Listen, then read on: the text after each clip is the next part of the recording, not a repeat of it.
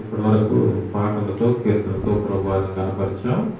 కొన్ని నిమిషాలు ప్రభువారు మన జీవితాల్లో చేసిన గొప్ప కార్యాలను బట్టి ప్రభువారిని మనము కృతజ్ఞత స్తుతి చెల్లించాలి. ఎవరికి వారిని ఆ దేవదేవుని కలుసుకొని కృతజ్ఞత స్తుతి హృదయం కలిగి ఈ సాయంకాల నైవేద్యం వలె మన స్తుతి అర్పణ విజ్ఞాపన ప్రభువారి సన్నిధికి ధూపం వలె తీసుకువెళ్ళాలి. కాబట్టి స్తుతి విజ్ఞాపన ప్రార్థన ప్రభువారికి సజీవ యాగంగా సమర్పిద్దాం. అందరూ మోకరించి ఆ దేవదేవుని సన్నిధిలో ప్రార్థన చేద్దాం. అందరూ మోకరించి కల్వరి శిలువ ముందు మోకరిల్లటం ఆ దేవదేవునికి ఇచ్చే గొప్ప స్తుతి అండి, గొప్ప కృతజ్ఞత అండి. కృతజ్ఞత కలిగి విరిగి నలిగిన మనస్సుతో ఆ దేవుని సన్నిధిలో మోకరించి ఆ దేవదేవుణ్ణి వారు చేసిన ప్రతి కార్యాన్ని బట్టి కృతజ్ఞత స్తుతి విజ్ఞాపన ప్రార్థన చేస్తూ ముందుకు సాగుదాం. నేను ప్రార్థన చేస్తూ ఉంటాను, మీరు కూడా ఏకీభవించండి. అట్లా మీ జీవితాల్లో దేవుడు చేసిన గొప్ప కార్యాన్ని బట్టి ఆ దేవదేవునికి కృతజ్ఞత స్తుతి విజ్ఞాపన చెల్లిద్దాం. ప్రార్థన చేద్దాం. మహాగణుడా, జీవాధిపతి, జీవము కలిగిన తండ్రి, మీ పిలిపాదాలకు వందనాలు, స్తోత్రాలు. మంచి దేవుడా స్తుతిస్తున్నాం, గొప్ప దేవుడా స్తుతిస్తున్నాం, సర్వ సృష్టికర్త స్తుతిస్తున్నాం, సిలువధారి పునరుద్ధాన శక్తిమంతుడా స్తుతిస్తున్నాం.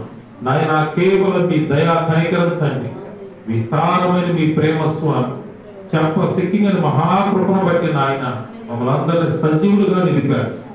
ఇంతకాలం జీవిస్తున్నామంటే నాయన, ఉనికి కలిగి ఉన్నామంటే, చెల్లిస్తున్నామంటే అది కేవలం మీ ఉచితమైన కృపయ్య. మా బలము కాదు, మా శక్తి కాదు, ఈ లోకంలో మాకున్న సమస్తం ఏదీ కాదు నాయన, కేవలం మీ కృపను బట్టి మమ్మల్ని బ్రతికించారు. స్తోత్రాలు. నిన్న దినాన మా స్నేహితులు మాతో పాటు చాలా మంది భూమి మీద లేరు ప్రభు, అయినా మమ్మల్ని, మా కుటుంబాలని, మా బిడ్డల్ని, మా యజమానులను ప్రేమించి మమ్మల్ని ప్రాణముతో జీవముతో ఈ లోకంలో నాయన ఇంకా నిలిపినందుకు స్తుతిస్తున్నాం, వందనాలు చెల్లిస్తున్నాం. కరోనా మహమ్మారి నుంచి నాయన, సీజనల్ వ్యాధుల నుంచి ప్రభు, అనేకమైన క్రానికల్ డిసీజ్ నాయన మమ్మల్ని అందరూ విడిపించిన దేవుడికి స్తోత్రాలు. క్షమించిన దేవుడు వందనాలు. బలహీనతలో కూడా ప్రభు బలమించిన దేవుడికి స్తోత్రాలు. కృపను గురించిన దేవుడిని స్తుతిస్తున్నాం ప్రభు, వందనాలు చెల్లిస్తున్నాం. అయ్యా, మేము అడగకపోయినా ఉచితంగా గాలి ఇచ్చావు, నీరు ఇచ్చావు, ఆహారం ఇచ్చావు, ఆరోగ్యం ఇచ్చావు, క్షేమం ఇచ్చావు, భద్రత ఇచ్చావు. మీకు స్తోత్రాలు నాయన. నాకు, నా కుటుంబానికి, మా ప్రాంతానికి నాయన అయ్యా మీరు ఇచ్చిన భద్రతను బట్టి స్తోత్రాలు. క్షేమాన్ని బట్టి స్తుతిస్తున్నాం, సమాధానాన్ని బట్టి స్తుతిస్తున్నాం. ఈ లోకంలో నాయన బలహీనులుగా ఉండగా ప్రభు, దౌర్భాగ్యులుగా ఉండగా నాయన మీ పరిశుద్ధ రక్తముతో ప్రభు మమ్మల్ని అందరం కడిగి నాయన గొప్ప రక్షణ ఇచ్చే స్తోత్రాలు, వందనాలు చెల్లిస్తున్నాం. ఆధ్యాత్మిక జీవితాన్ని ఇచ్చే స్తోత్రాలు ప్రభు, అందుని బట్టి స్తుతిస్తున్నామయ్యా. మా బిడ్డల జీవితాల్లో నాయన, మా యజమానుల జీవితాల్లో ప్రభు, కుటుంబంలో ఇచ్చిన సమాధానాన్ని బట్టి స్తోత్రాలు, రాకపోకల క్షేమాన్ని బట్టి వందనాలు. క్షేమము లేని దినాల్లో ఉన్నాం ప్రభు, భద్రత లేని దినాల్లో ఉన్నామయ్యా. యవన బిడ్డలకి నాయన భద్రత లేని దినాలు ప్రభు, ఆయన మమ్మల్ని ప్రేమించి నాయన మాకు భద్రత ఇచ్చిన దేవుడికి స్తోత్రాలు, వందనాలు చెల్లిస్తున్నామయ్యా. కీడు నుండి తప్పించావు, అపాయం నుండి తప్పించావు, అసమాధానం నుంచి తప్పించావు. స్తోత్రాలు ప్రభు, వందనాలు చెల్లిస్తున్నాం నాయన. సంపూర్ణ దీవెనకు ప్రభు, సంపూర్ణ ఆశీర్వాదానికి నాయన కారుడైన దేవుడికి స్తోత్రాలు. మమ్మల్ని, మా కుటుంబాలు నాయన మా పాదాన్ని జ్ఞాపకం చేసుకుని ప్రభు ప్రత్యేకంగా సంపూర్ణ దీవెనపోతున్నావు. స్తోత్రాలు, ఆశీర్వదిపోతున్నావు. వందనాలు నాయన.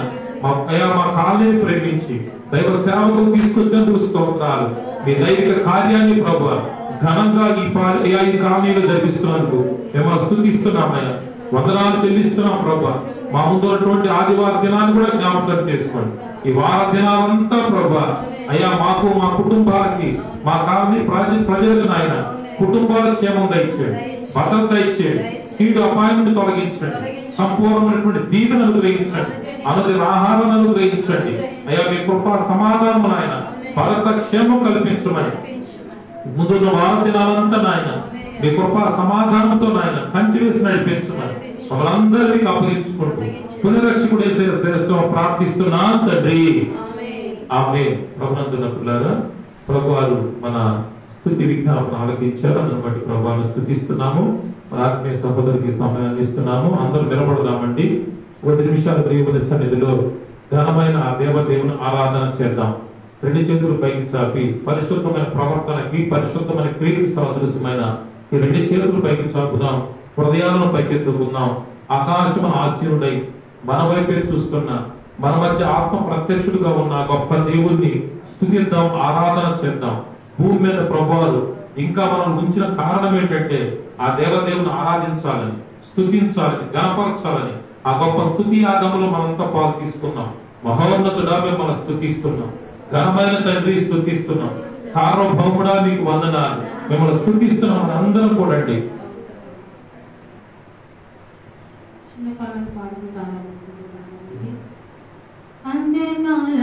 అభిషేకం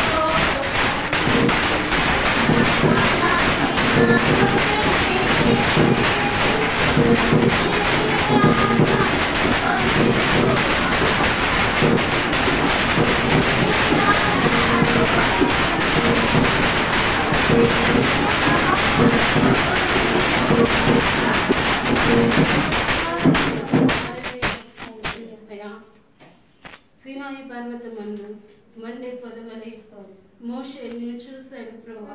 అట్టి దర్శనం మాకు దయచేయండి. అట్టి ఆత్మతో మమ్మల్ని నింపండి నాయన. అట్టి అభిషేకముతో మమ్మల్ని నింపండి ప్రభువా. అదిగో ఎముకల లోయ కలిగినటువంటి ఆ ప్రాంతంలో ప్రభువా, అయా నరపుత్రుడా స్వరమెత్తి ప్రవచించమన్నావు నాయన. ప్రవచింపగా ఎండిన ఎముకలన్నీ కూడా ప్రభువా సజీవమైన సైన్యం వలె నిలిచారయ్యా. నేడు మేము ఎండిపోయిన బ్రతుకుల్లాగా ఉన్నాయి ప్రభువా.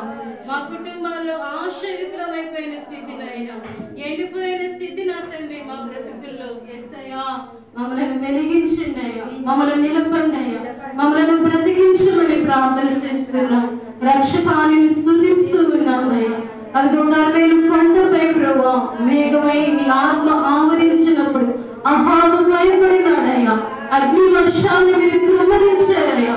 నేను ఈ పరిచర్యలో కూడా అట్టి అభిషేకముల మీద నిలపమని ప్రార్థన చేస్తున్నాం. నీ ఆత్మశక్తితో మమ్మల్ని నింపండియా. నీ ఆత్మ యొక్క ప్రభావంతో మమ్మల్ని నింపండి ప్రభువా. నీ ఆత్మ వరములతో మమ్మల్ని అభిషేకించండి అయ్యా. నీ రక్త ప్రోక్షణతో మమ్మల్ని నింపండి ప్రభువా. నేను వెళ్ళా నీ ఆత్మతో మమ్మల్ని నింపండి నాయన. నీ బిడ్డలుగా మమ్మల్ని దిద్దుమని ప్రార్థన చేస్తున్నాం. మా ప్రతి దోషములు మా ప్రతి అపరాధములను క్షమించండి అయ్యా. మా కుటుంబంలో చేసిన దోషములను క్షమించండి అయ్యా. రక్షణ నేర్చుకున్నట్టు నీ హస్తము పొరచగా లేదయ్యా. విననేర్చుకున్నట్టు నీ చెవుల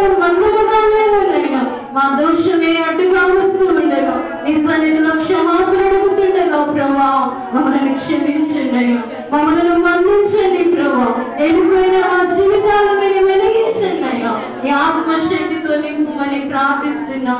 యేసయ్యా మీకు స్తోత్రాలు స్తోత్రాలు స్తోత్రాలు. రక్షకుడా నిన్ను స్తుతిస్తున్నాం, విమోచకుడా మిమ్మల్ని స్తుతిస్తున్నాం, మా దుర్గమానులను స్తుతిస్తున్నాం, మా శైలమానులను స్తుతిస్తున్నాం. దావీదు కుమారుడా మిమ్మల్ని స్తుతిస్తున్నామయ్యా. అభిషేకుడా మిమ్మల్ని స్తుతిస్తున్నాం, అక్షయుడా మిమ్మల్ని స్తుతిస్తున్నాం. అందరూ నోరు తెరిచి ప్రభువుని స్తుతించామండి. ఎవరు మౌనంగా ఉండొద్దు. దేవుని ఎదుట మనం ఉన్నాం, మన ఎదుట దేవుడు ఉన్నాడు. ఇది శ్రేష్టమైన సమయం అండి. లోకమంతా వారి పనిలో ఉండగా మనం ప్రత్యేకించబడి దైవ సన్నిధిలో ఉన్నాం.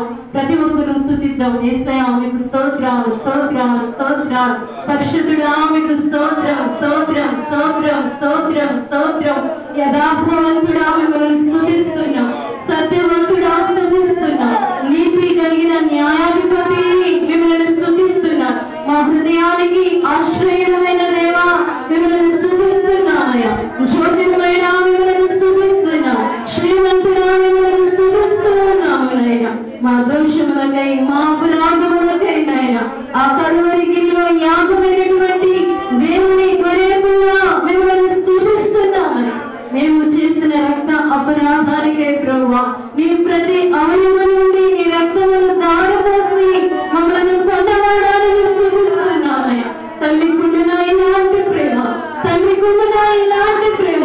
నా తల్లి నాకు బదులు ప్రాణం పెట్టడే, నా తండ్రి నాకు బదులు ప్రాణం పెట్టడే, నా అన్నదమ్ములైన ఇంత ప్రేమ చూపరే. దేవా నా కొరకు నీ ప్రాణాన్ని అర్పించినందుకు స్తోత్రములయ్యా. నీ ప్రాణాన్ని త్యాగం చేసినందుకు మీకు స్తోత్రమయ్యా. మా వలె రక్త మాంసాలలో పాలువాడిని ఉండి నాయన మా దోషములకు మా పాపములకు పరిహారము చెల్లించిన యేసుక్రీస్తు ప్రభువా నిన్ను స్తుతిస్తున్నామయ్యా స్తుతిస్తున్నామయ్యా స్తుతిస్తున్నామయ్యా. పాపిని ప్రేమించిన దేవుడవయ్యా. పాపి అయితే చేదరించుకుంటుంది లోకమునైనా.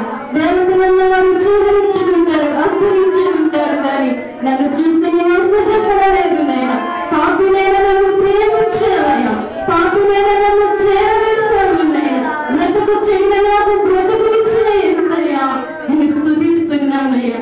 అలాంటి సమరయ స్త్రీతో మాట్లాడి సమరయ స్త్రీకి నూతన జీవమిచ్చావయ్యా. మతలేని మహిళను చేర్చుకున్నావనయ్యా, జగ్గాలను చేర్చుకున్న దేవుడవయ్యా. నేను నన్ను కూడా నువ్వు చేర్చుకున్నందుకు స్తోత్రాలు. ఈ రాత్రి మాతో కూడా మీరు ఉన్నందుకు నీకు స్తోత్రములు చెల్లిస్తున్నాం.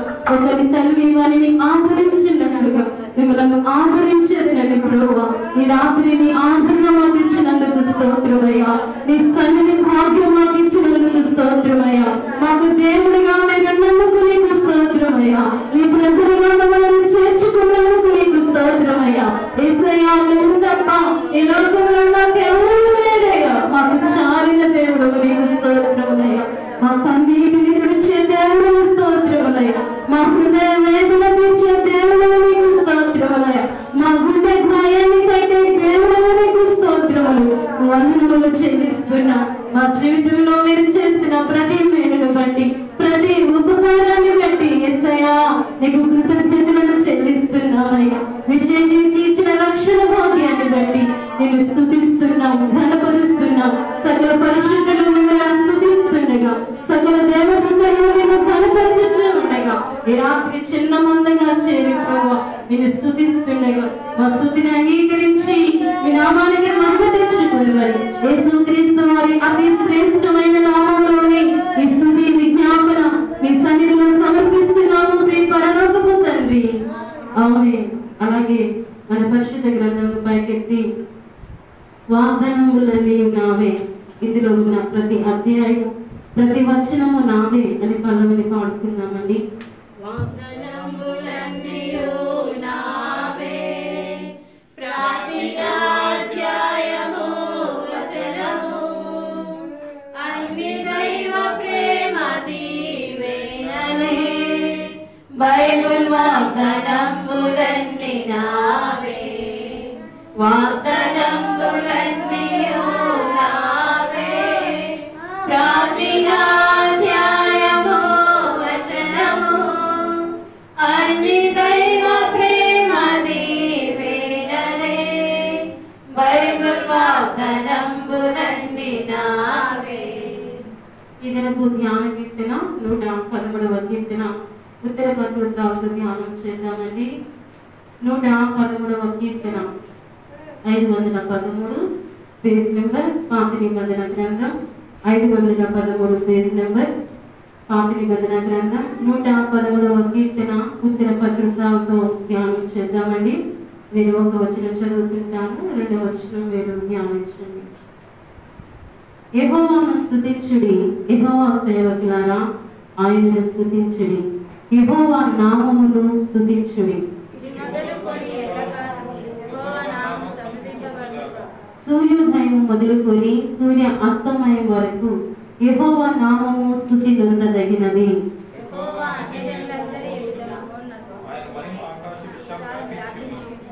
ఉన్నతమందు ఆసీనుడైన మన దేవుడైన యెహోవాను పోలి ఉన్నవాడెవడు?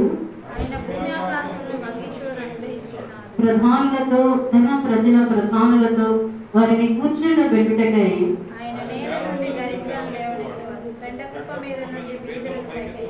ఆయన సంతులైన దాన్ని నాలుగాను కుమారుల సంతోషముగా తల్లిగాను చేయడు. యెహోవాను స్తుతించుడి. దేవుని నామానికి మహిమ కలుగుగాక. దయచేసి కూర్చున్నామని కూర్చున్నాం. వాక్యం నిమిత్తమై ప్రార్థన చేస్తున్నాం. ఇంతవరకు ప్రభువుని కీర్తించాం, ఆరాధన చేశామండి. ప్రభు తన దాసును సిద్ధపరిచి తన లేఖనాల్లో నుండి మనతో మాట్లాడటానికి సిద్ధంగా ఉన్నారు. మరి మనం కూడా ప్రభు ఆత్మ సహాయానికి మనం అప్పగించుకుంటూ ప్రార్థన చేస్తున్నాం. పరిశుద్ధుడు అయిన మా తండ్రి, ప్రేమ కలిగినటువంటి మా ప్రభువా, కృపా సత్య సంపూర్ణుడా స్తుతిస్తున్నాం. దయాళుడా మిమ్మల్ని స్తుతిస్తున్నాం. కనికరపూర్ణుడా మిమ్మల్ని స్తుతిస్తున్నాం. దయాదాక్షిణ్య పూర్ణుడా, ప్రేమాపూర్ణుడా, వాత్సల్యపూర్ణుడా మిమ్మల్ని స్తుతిస్తున్నామయ్యా, కనపరుస్తున్నాం. ఈ దినము చూడకుండా మా కన్నా తల్లులు గొప్పవారు ఈ దినాన్ని విడిచి వెళ్ళి ఉండగా మమ్మలను సజీవులుగా నిలిపినందుకు, నీ సన్నిధికి రానిచ్చినందుకు, నీ పరిశుద్ధ ఆలయంలో మమ్మల్ని చేర్చుకున్నందుకు ప్రభువా నేను స్తుతిస్తున్నామయ్యా. ఈ సమయమందు దోషం ఎక్కడైనా ఉంటే క్షమించండి అయ్యా. నీ రక్తములో మమ్మల్ని కడగండి ప్రభువా. నీ మాటలు మేము వింటే అవి మాకు మేలు. నీ మాటలు మేము అంగీకరిస్తే, విశ్వసిస్తే మేము నిత్యత్వం చేరుతాం ప్రభువా. అయ్యా, వినగల చెవి, గ్రహించగలిగిన హృదయాలను మాకు మీరు దయచేయండి. మమ్మల్ని అందరినీ మీ పరిశుద్ధ ఆత్మ అధికారం కింద ఉంచమని ప్రతి చీకటి కార్యములు యేసుక్రీస్తు శక్తి గల నామములో లైవ్ చేయమని ప్రార్థన చేస్తున్నాం. శ్రద్ధగా నీ మాటలో ఆలకించే భాగ్యం మాకు దయచేయండి. నీ మాటలో ఉన్న మర్మాన్ని మేము వెరుగుటకు నీ ఆత్మీయ జ్ఞానమును మాకు దయచేయండి ప్రభువా. నీ దాసుని కూడా బలపరచండి. వాక్శక్తిని, ఆత్మ స్వాతంత్రమును మీరు అనుగ్రహించి పునరుద్ధాన బలముతో నీ దాసుని నింపి మరుగుపరిచి మీరే ప్రత్యక్షంగా మాతో మాట్లాడినారు. ఈ రాత్రి కాలమందు నీ వాక్య దర్శనమును మాకు అనుగ్రహించమని వాక్యమై ఉన్న యేసయ్య అతి శ్రేష్టమైన నామములో ప్రార్థించి స్తుతించి ఘనపరిచి వేడుకుంటున్నాము ప్రియ పరలోకపు తండ్రి. ఆమేన్. ఆమేన్. కొద్ది నిమిషాలు దేవుని పరిశుద్ధమైన లేఖన భాగాన్ని, వాక్యాన్ని ధ్యానం చేద్దాం. వాక్యం మనల్ని బ్రతికిస్తుంది. వాక్యం మనల్ని భద్రపరుస్తుంది. యేసు ప్రభువారు ఈ లోకంలో మానవ అవతారములో దైవ మానవుడిగా, మానవ దైవంగా ఈ లోకంలో సంచరించే దినాల్లో ఆ పరమ తండ్రికి, దేవునికి ఎట్లా ప్రార్థించాలో నేర్పించమని శిష్యుడు అడిగారు. ప్రభువా, మేము ఎట్లా ప్రార్థించాలి? ఎందుకంటే మానవులు అయిన మాకు దేవుడు ఎట్లా ప్రార్థించాలో తెలియదు. కాబట్టి మాకు ప్రార్థన నేర్పించండి అని అడిగారు. ఇట్లా చాలా మంది వ్యక్తిగతంగా దేవుని సన్నిధిలో ప్రార్థన చేయడానికి చాలా మందికి రాదు. ఎట్లా ప్రార్థించాలి అని రాదు. అప్పుడు శిష్యులు కూడా ఎట్లా ప్రార్థించాలి ప్రభువా అని అడిగారు. ఇట్లా చూడండి, ఆధ్యాత్మిక జీవితంలో ఆత్మనాథుడైన దేవునికి ప్రార్థించడం అంటే ఏంటి? దేవునితో మాట్లాడటం, దేవునికి మనకు ఉన్నటువంటి సమస్యని చెప్పుకోవడం, అది ప్రార్థన. అని నేర్పించమని అడిగారు. ప్రభువారు పరలోకంలో ఉన్న లేదా మోక్ష రాజ్యంలో ఉన్న ఆ దేవుణ్ణి ఎట్లా ప్రార్థించాలో నేర్పిస్తూ, పరలోక ప్రార్థన నేర్పిస్తూ చాలా అంశాల ప్రార్థనలో చెప్పారు. చెప్తూ చివరి విషయం ఒకటి చెప్పారు ప్రభువారు. ఏం చెప్పారు చెప్పండి? పరలోక ప్రార్థనలో చివరి విషయం ఏంటి?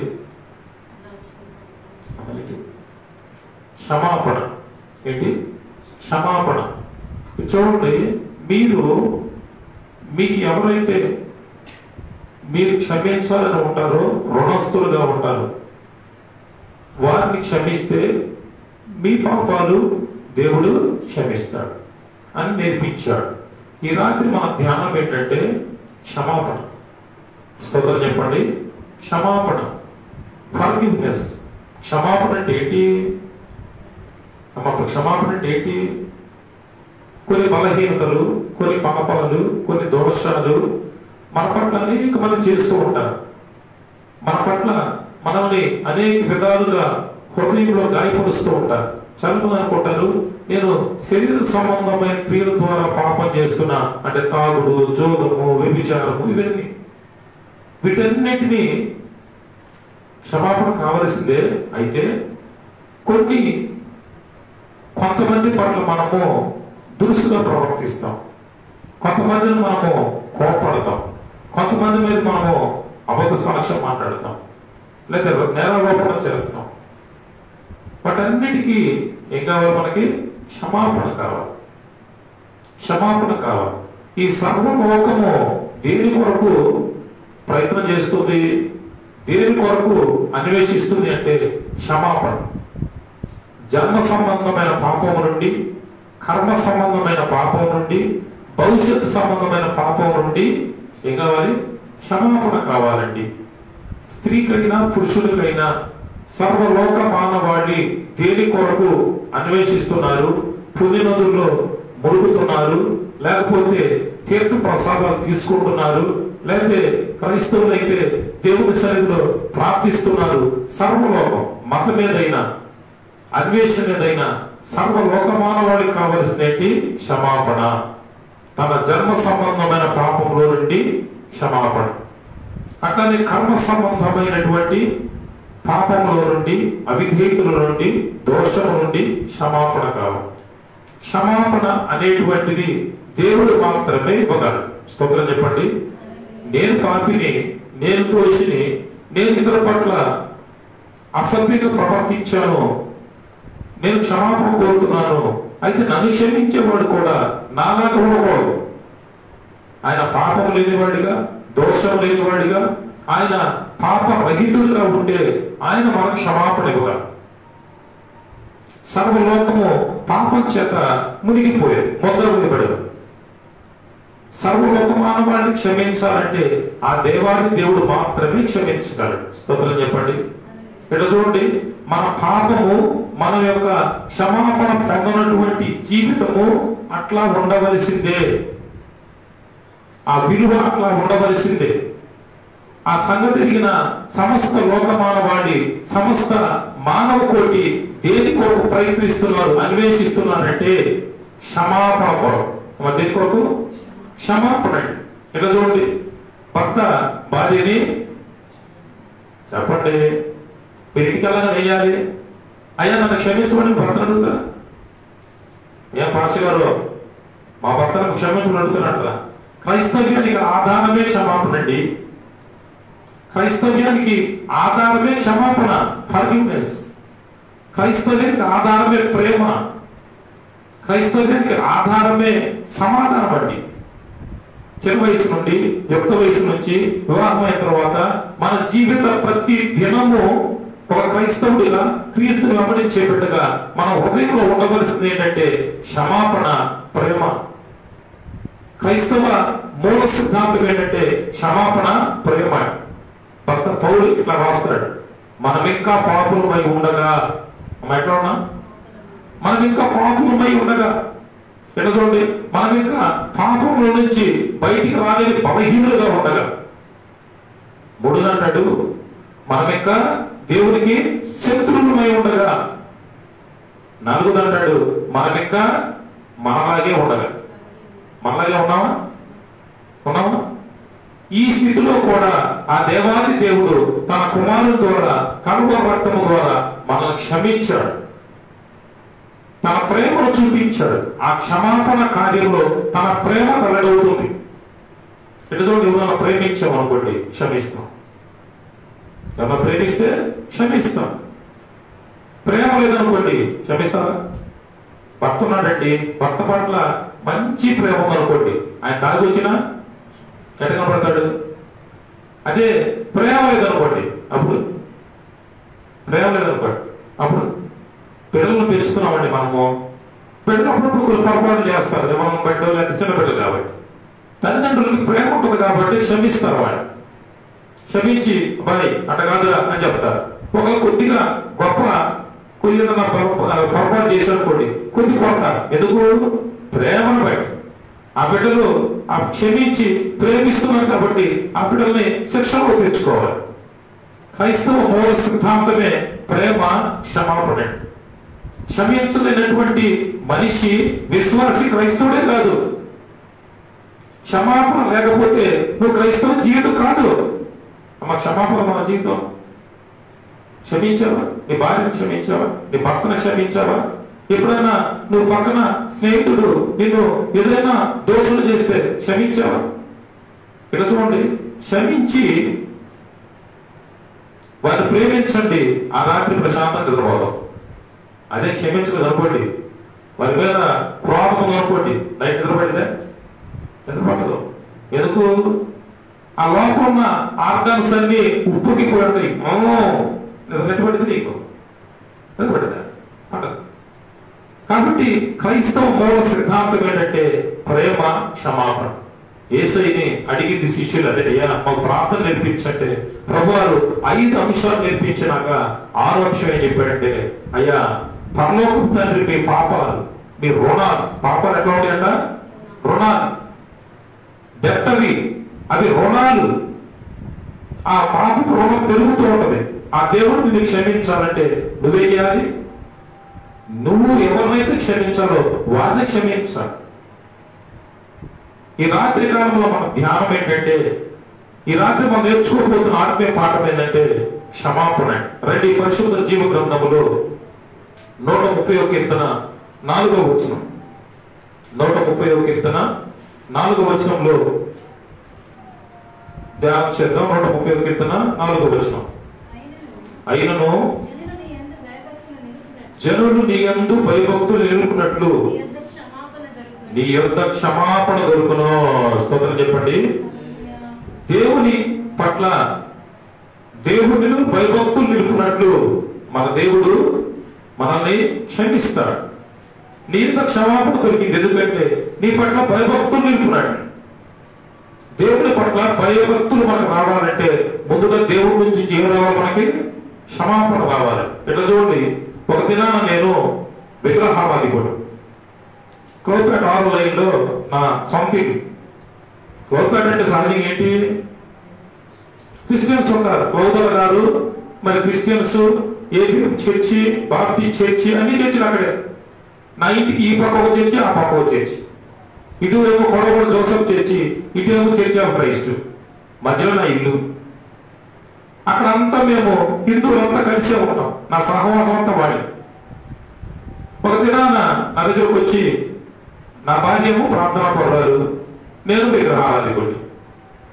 ఏం చేద్దాము బాబు అంటే, ఇటేమో ఈ పాస్టర్ గారు భయపడి గోల్ చేస్తున్నాడు, ఇటే ఈ పాస్టర్ గారు భయపడి గోల్ చేస్తున్నాడు. మనమే గోల్ చేద్దామన్నారు. మనం కూడా గోల్ చేద్దామని వినాయక చవితి ఉత్సవాలు ప్రారంభించి విగ్రహారాధికుడు నేను. రెండోది, చిన్న వయసులో ఉద్యోగం వచ్చిందా, 21కి నాకు ఉద్యోగం వచ్చింది. నాకు ఇంకొక 2 లక్షలు కూడా, నేను బాగా చదువుతున్న గర్వం ఎక్కువ నాకు. మూడోది, ఇవన్నీ నాకు దేవుడు సమకూర్చేటువంటి ఆలోచన లేదు, ఇవన్నీ నేనే సంపాదించుకున్నాను అనేటువంటి స్వయగర్వం కలిగిన వాడు. ఆ స్థితిలో ఉన్న నన్ను ఆ దేవాది దేవుడు నా భార్య ప్రార్థన అన్నాడు. అంతకుముందు నా కొరకు చాలా మంది ప్రార్థించారు, ఈ బాబులను మార్చండి, వినాయకుడి విగ్రహం గోడ చేస్తున్నాడు. ప్రార్థన చేశారు చాలా. చాలా మంది సంఘ కాపాడు పాస్టర్లు కూడా నాకు స్నేహితులు ఉన్నారు. టీవీ కోపాడు గారు కోపం నాకు బంధువు కూడా పౌరులు గారిని పిలిచాడు. పిలిచి ఏం చేస్తున్నావు తెలుసు నీకు? ఏం చేస్తున్నా? ఇట్లా చేస్తున్నావంట. అమ్మాయి ఏమో ప్రార్థన చేస్తున్నా, నీకోసం ఎంత ప్రార్థన చేస్తున్నావు, నువ్వేమో వినాయకుడు ప్రార్థన చేస్తున్నావు ఏంటన్నాడు. నువ్వు మార్చుకోవాలి కదా అన్నాడు. నేనేమన్నా అంటే నువ్వే మార్చుకోవాలని చెప్పి వచ్చి అంత విగ్రహాత్మ సంబంధమైన వ్యక్తినండి. అయితే ఈ దేవాది దేవుడు తన కృపను బట్టి, తన వాత్సల్యతను బట్టి, నా పట్ల ఆయన ప్రణాళికను బట్టి ఆయన నన్ను దర్శించాడు. స్తోత్రం చెప్పండి. ఎక్కడ దర్శించాడు? అమృత ఒక రోజు అన్నాడు అమృత హాస్పిటల్ పడ్డాడు. అమృత హాస్పిటల్లో దర్శించాడు. ఈ దినం నుంచి నువ్వు తీర్మానం చేయాలి. ఏంటి ప్రభువా నువ్వు శివులను అడుగుతున్నాను. ఈ దినం నుంచి నువ్వు చేసిన పాపం, నువ్వు చేసినటువంటి దోషం, నువ్వు చేసినటువంటి విగ్రహారాధన, నువ్వు చేసిన ప్రతి అవిధేయత పని నా దృష్టిలో ఎక్కువైపోయింది. నీకు ఒకే ఒక అవకాశం ఇస్తున్నా. ఈ దినం నుంచి నీ పాపాన్ని క్షమిస్తా, నీ జీవితాన్ని క్షమిస్తా. నన్ను నీవు ఇక్కడ నుంచి నా ముందుకు సాగాలి. నువ్వు అంతే. సాగకపోతే ఏం చేస్తాను? నాతో పాటు తీసుకెళ్తా అంటే అర్థమైంది, చంపేస్తాయి అని చెప్పాడు. ఆ దినం మొదలుకొని ఆ దేవాది దేవుణ్ణి, ఆ నిజ దేవుణ్ణి, యేసు రక్షకుని సొంత రక్షణ అంగీకరించారు. ఆ దినం నుంచి సమస్తాన్ని వదిలిపెట్టేశాను. స్తోత్రం చెప్పండి. ఆ దేవదేవుడు నాకు క్షమాపణ ఇచ్చాడండి. ఆ దేవుడు 2 దినాలు నాకు దర్శనంలో మాట్లాడుతుంటే నేను చేసిన పాపాలన్నీ ఒప్పుకుంటాను, కన్నీళ్ళు గారిపోతాను. ఎవరెవరికి విధేయతగా తిరిగానో, ఎవరెవరికి అన్యాయంగా తిరిగానో, ఎవరిని హింసించానో, ఎవరిని దూషించానో, చివరికి దినమన్నా ఆ పక్కన ఆ కొడగొడ్డ జోసెఫ్ కానుగొడుతో క్షమాపణ పోవాలి. అదేంటి దేవుడు దాన్ని ప్రార్థన చేస్తాడు. అడుగుపోవాలి. వెళ్ళి అయ్యగారు కానుగొడు ప్రార్థించు, అయ్యా క్షమించు అని అంటే ఆయన చాలా బాధపడ్డాడు. అయ్యా నువ్వు క్షమాపణ ఏంటి అని అన్నా. ఎందుకంటే నీ స్థితి వేరు, మా స్థితి వేరు. నువ్వు ఆ స్థాయిని గెలుచుకొని నన్ను అడుగుతున్నావంటే నా దేవుడు క్షమాపణ అడగమన్నాడండి, క్షమించమని అడిగానండి. స్తోత్రం చెప్పాను. నా భార్యను కాళ్ళు పట్టుకుని క్షమాపణ అడిగాను. నేను ఎవరిని ఇబ్బంది పెట్టాలంతా క్షమాపణ అడిగాను. అప్పుడు దేవుడు నాతో మాట్లాడడం ప్రారంభించాడు. సమస్తాన్ని వదిలిపెట్టానండి. సమస్తమైన ఈ లోక స్థితిగతులన్నీ వదిలిపెట్టేశాను. దేవుడు క్షమాపణ ఇస్తాడండి. స్తోత్రం చెప్పండి. దేవుడి పట్ల భయభక్తులు నిలుపునట్లు ఆయన దగ్గర దొరికింది, క్షమాపణ దొరికింది. నువ్వు క్షమించబడాలి. ఆ క్షమాపణ అనేది వరం అండి. స్తోత్రం చెప్పండి. అమ్మా ఎదుటి వ్యక్తిని క్షమించమనేది ఏంటి? వరం. ఆ వరం దేవుడి దగ్గర. మొట్టమొదటిగా భక్తుడు దావీదు ఏమన్నా అంటే ఇది యాత్ర కీర్తన. మనం ఇప్పుడు ధ్యానించిన ఏం కీర్తన? యాత్ర కీర్తన అంటది. యాత్ర కీర్తన అంటే ఏంటి? వెనకటి దినాల్లో ఇజ్రాయెల్ ప్రజలు యెరూషలేము ప్రార్థనా మందిరానికి వెళ్ళేవారు. యెరూషలేము దేశం అంతా 150 కిలోమీటర్లు రేడియల్ డిస్టెన్స్ లో ఉంటుంది. ఈ పక్క 70 కిలోమీటర్లు, ఈ పక్క 70 కిలోమీటర్లు ఉంటుంది. వాళ్ళు కాలనడకనే లేకపోతే మరి ఆ గుర్రాల మీద, ఒడ్ల మీద వాళ్ళు ఆ యెరూషలేం పట్టణానికి వెళ్తా ఉండేవాడు. సంవత్సరానికి 3 మార్లు ఖచ్చితంగా కుటుంబాలు అక్కడికి వెళ్ళాలి. అది వాళ్ళకి మొక్కుబడి. ఆ వెళ్ళేటప్పుడు దొంగల భయం ఎక్కువ. అట్లానే చీకటి దినాలు నడుచుకుంటూ పోవాలి. అప్పుడు వాళ్ళు గుంపులు ప్రయాణం చేసేవాడు. యాత్ర యెరూషలేం యాత్ర చేసేవాడు. వాడు ఆ యాత్రకి వెళ్ళేటప్పుడు దేవుడు స్తుతిస్తూ పాటలు పాడుకుంటూ వెళ్ళారు. ఆ పాట ఈ పాట యాత్ర కీర్తన అంటారు. ఆ పాటలో ఒక వచనం ఏంటంటే నీ పట్ల భయము నిలుపునట్టు ఎవరేం దొరికింది? మాకు క్షమాపణ దొరికింది. స్తోత్రం చెప్పండి. నువ్వు క్షమించే దేవుడు కదా.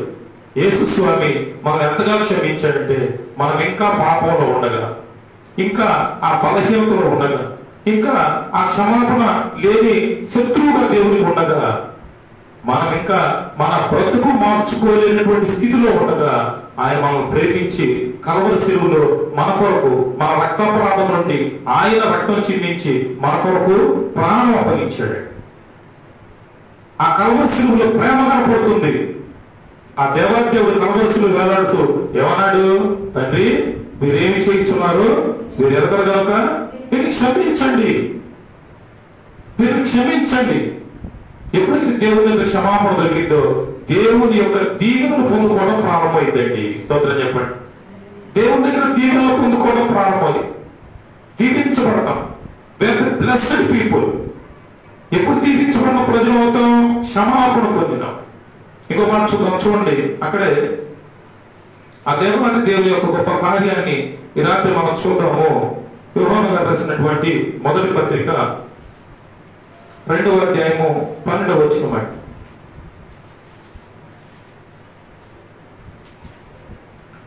యోహాను గారు రాసినటువంటి మొదటి పత్రిక 2వ అధ్యాయము 12వ వచనం.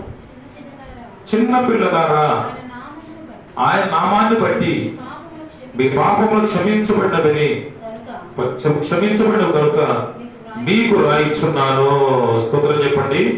చిన్న పిల్లలారా, ఆయన నామాన్ని బట్టి మీ పాపములు క్షమించబడ్డాయి. స్తోత్రం చెప్పండి. భక్తుడు యోహాను గారు అంటున్నారు, చిన్న పిల్లలారా. మనమంతా ఎట్లా సంబోధిస్తున్నాం మనల్ని?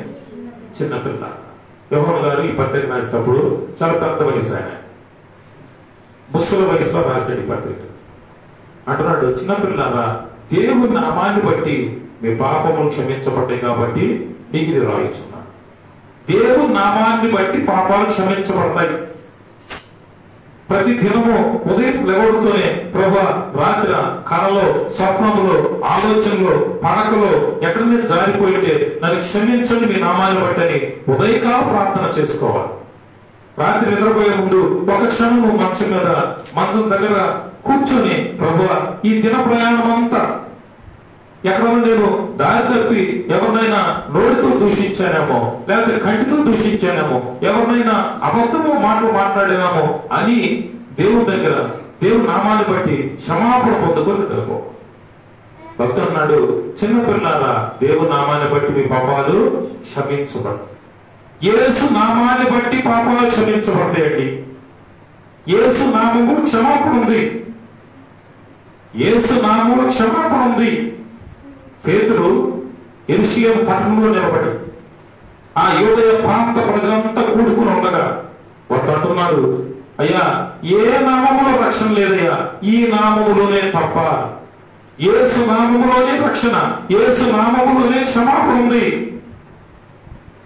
ఏ దేవుడు ఏ రిలీజియన్ లో క్షమాపణ లేకుండా పునాది మీద ఆ రిలీజియన్ ఇవ్వబడలేదండి. ఎప్పుడైతే దేవాది దేవుడు కల్వరి యేసు బలియాగంగా నీ కొరకు నా కొరకు సమర్పించాడో అక్కడ ఉండే సర్వలోకమానవాడికి క్షమాపణ వరం వచ్చిందండి క్రీస్తు ద్వారా. నీవు నేను దేవుని నామాన్ని బట్టి క్షమించబడతాం. క్షమించలేనటువంటి జీవితాన్ని దేవుడు కోరుకోడండి. మూడో అంశం చూడండి, అక్కడ యోహాను గారు రాసిన మొదటి పత్రిక 9వ వచనం.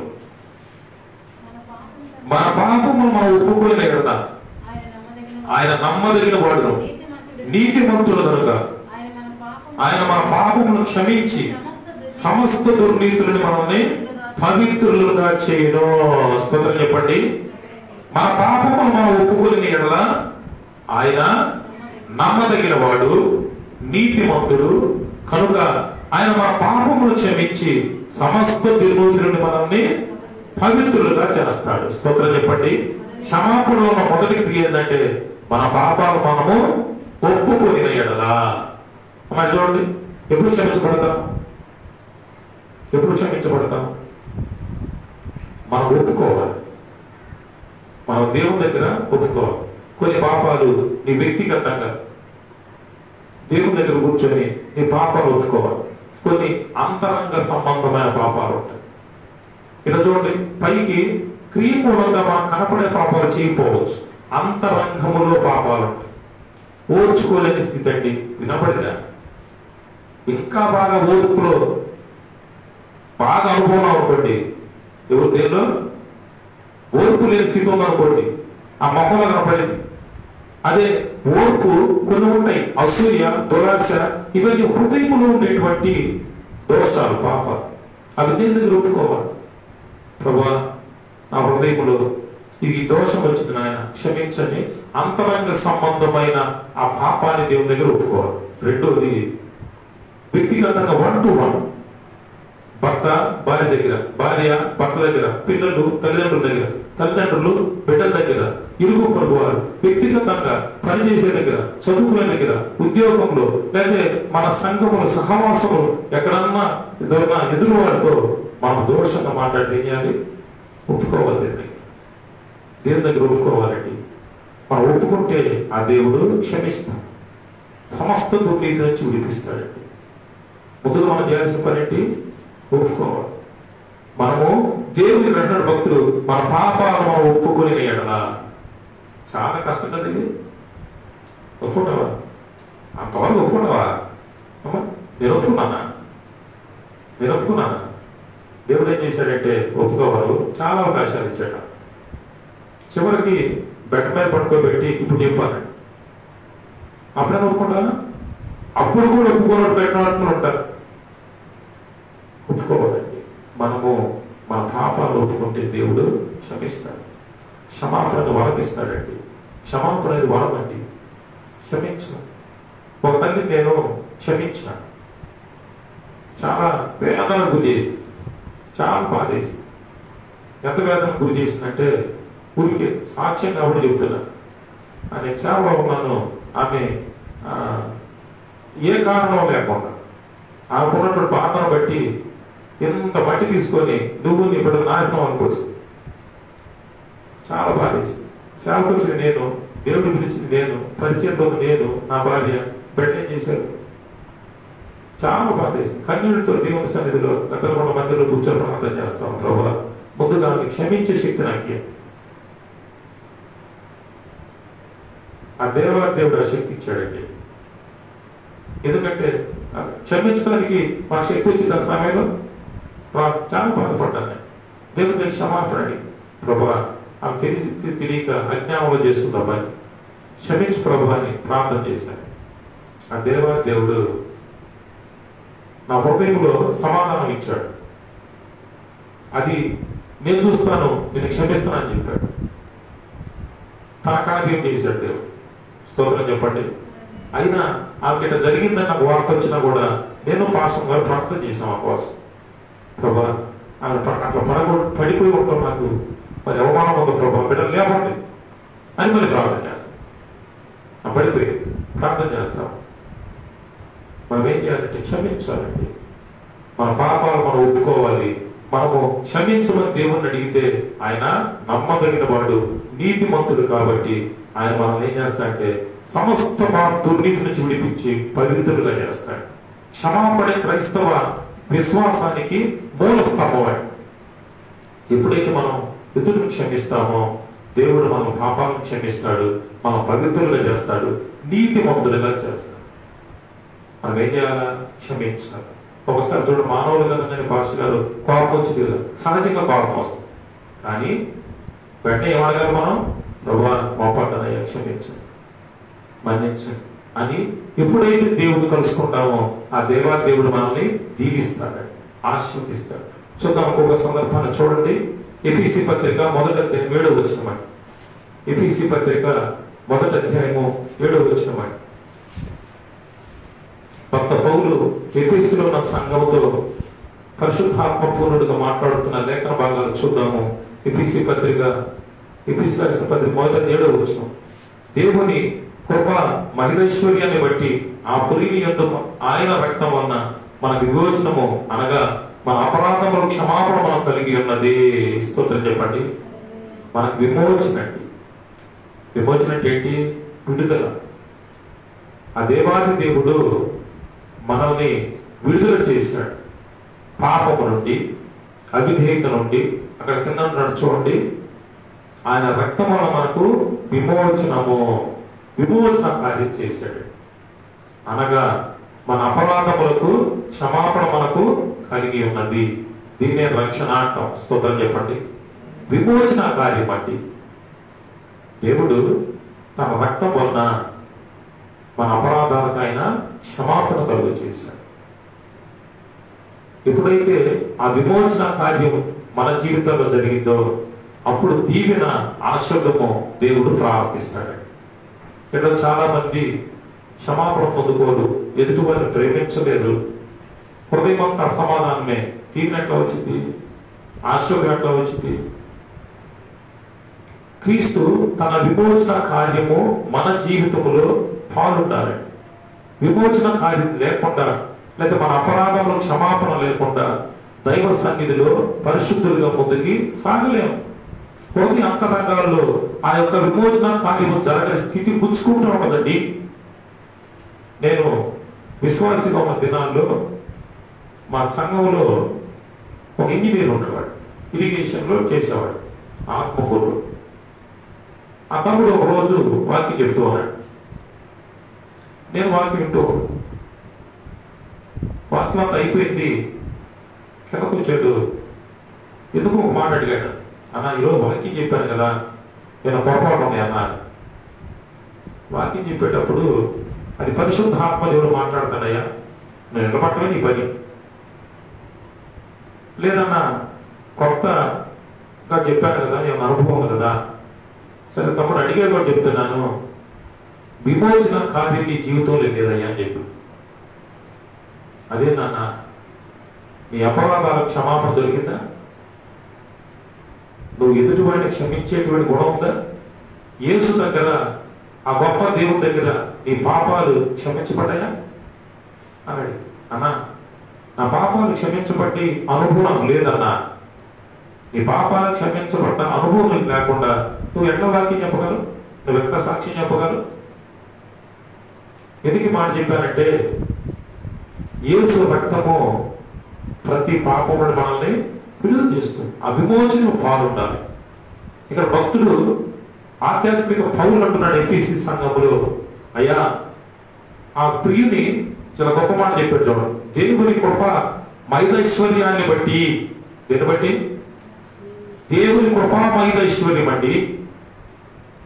ఆ గొప్ప దేవుని వరమది. కృపా మైదైశ్వర్యం అనేటువంటి వరం ఏంటంటే ఆ ప్రియుడు మనకు విమోచనం అండి. కల్వరి సిలువ యేసుక్రీస్తు యొక్క ఆధ్యాత్మిక ప్రయాణము, రక్షణ జీవితానికి పునాది ఏంటంటే క్షమాపణ, ఫర్గివ్నెస్. ఆ ప్రియుడు మన విమోచనము అని మనకు అర్థమయ్యే రీతిలో చెబుతాడు పౌలు గారు. మన అపరాధములకు క్షమాపణ దొరికింది ఆయన రక్తములో. యేసు రక్తములో మన పాపాలకి, అపరాధాలకి, దోషాలకి క్షమాపణ. ఎట్లా భక్త దావీదు గొప్ప ఆధ్యాత్మిక భక్తుడు. ఆధ్యాత్మిక జీవితంలో, భక్తి జీవితంలో ఉన్నతమైన శిఖరాలు కలిగిన వాడు దావీదు. ఒక దినాన మానవ సంబంధమైన పొరపాటు పడ్డాడు. ఆ సంబంధమైన పొరపాటు పడ్డాక ఆ పొరపాటును కప్పిపుచ్చుకోవడానికి ఇంకో పొరపాటు చేశాడు. అమ్మా చూడండి, అపరాధాన్ని కప్పించుకోవడానికి ఏం చేస్తాం? ఇంకో 4 పొరపాట్లు చేస్తాం, ఇంకో 4 పొరపాట్లు చేస్తాం. అయితే తన హృదయంలో ఆ పొరపాటు, అపరాధం తాలూకా ఛాయలు గుంచుకుంటున్నాయి. అరే నేను అపరాధంలో పడ్డాను అని మాత్రం ఆ భక్తుల జీవితంలో గుంచుకుంటుంది. నాతాను భక్తుడు చెప్పాడు, ఒక కథ చెప్పాడు దావీదు గారు. ఎందుకంటే ఒక కథ చెప్తే దావీదు తన స్వరూపం బయట తెలుసుకుంటాడు. కథ చెప్పాడు. ఆ కథ అంతా నాకు దావీదు అన్నాడు, ఖచ్చితంగా ఎవరైతే పని చేశాడో వాడిని సంహరించి ఒక గొర్రెకి బదులు 100 గొర్రెలు ఇవ్వాలా అన్నాడు. ఎందుకు వాడు ఎవడంటే నువ్వే అన్నాడు. వెంటనే దావీదు చేసిన పని ఏంటి తెలుసా? నాతాను కాలమే పడయ్యా, నేను దేవుని ఎదుట పాపం చేశాను, దేవుని ఎదుట పాపం చేశాను, నేను చనిపోవడానికి, మరణ శిక్షకి నేను పాత్రుడిని అని ఒప్పుకున్నాడు. పరిశుద్ధ ఆత్మ తనలో నుంచి వెళ్ళిపోయిన అనుభవం అర్థం చేసుకున్నాడు. పాపం ఉంటే అక్కడ పరిశుద్ధ ఆత్మ దేవుని యొక్క సంచారం ఉండదండి. అపరాధం ఉంటే, దోషం ఉంటే ఆత్మ సంబంధమైన దేవుడి కార్యం జరగదు. ఎప్పుడైతే దావీదు తన స్థితిని తెలుసుకొని ఒప్పుకున్నాడో వెంటనే ప్రార్థన ప్రారంభించయ్యా, శుద్ధ హృదయం నాకు దయచేయి, ఇస్సేపుతో నన్ను కడుగు, తిరిగి నీ పరిశుద్ధాత్మని నాకు దయచేయి, నీ కృపను నా నుంచి దూరం చేద్దయ్యా. ఆ క్షమాపణలో ఉన్నటువంటి ఆ గొప్ప కృప మైదైశ్వర్యమదండి. భక్త పనులు తీసి సంగతి అంటున్నాడు, దేవుని కృప మైదైశ్వర్యాన్ని బట్టి ఆ ప్రియుడు మాకు విమోచనము అనగా మన అపరాధములకు క్షమాపణ ఆయన రక్తంలో దొరికింది అన్నాడు. స్తోత్రం చెప్పాడు. మనకు దొరికింది అన్నాడు. క్షమాపణ అనేది దేవుని కృప మైనశ్వరి బట్టి ఇందాక మీరు సింపుల్ చెప్పారు వరమని